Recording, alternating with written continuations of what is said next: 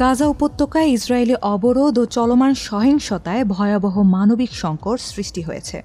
গাজার বৃহৎ স্বাস্থ্যসেবা দানকারী সংস্থা মেডিসিন সেন্স ফ্রন্টিয়ার্স বা MSF জানিয়েছে, মাত্র 2 সপ্তাহে গাজা সিটি ক্লিনিকগুলোতে 5 বছরের কম বয়সী শিশুদের মধ্যে তীব্র অপুষ্টির হার 3 গুণ বেড়ে গেছে।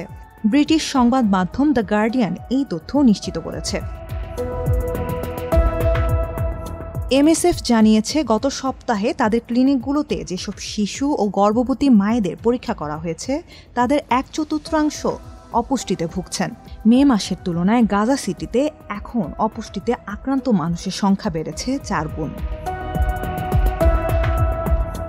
এদিকে বিশ্বব্যাপী 100টিরও বেশি দাতব্য সংস্থা অভিযোগ করেছে, ইচ্ছাকৃতভাবে গাজায় ত্রাণ ও খাদ্য সামগ্রী যেতে দিচ্ছে না ইসরায়েলি কর্তৃপক্ষ, যাতে গাজাবাসী অনাহারে মারা যায়।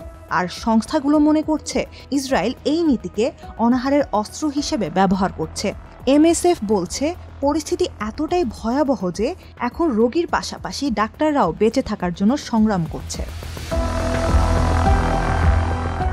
গাজার স্বাস্থ্য কর্তৃপক্ষের মতে এখন পর্যন্ত গাজায় দুর্ভিক্ষে কমপক্ষে 122 জন মারা গেছেন এবং গত 24 ঘন্টায় মৃত্যু হয়েছে 9 জনের।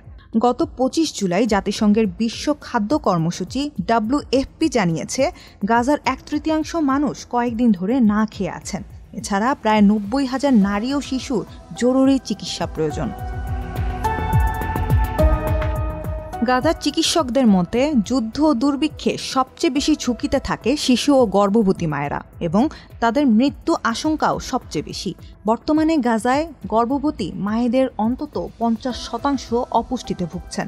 অপুষ্টির কারণে আশঙ্কাজনকভাবে বেড়েছে গর্ভপাতের হারও। অনেক নবজাতকের ওজন কম, জন্ম হচ্ছে আগে ভাগে, এমনকি বিকলাঙ্গতাও পর্যন্ত দেখা যাচ্ছে।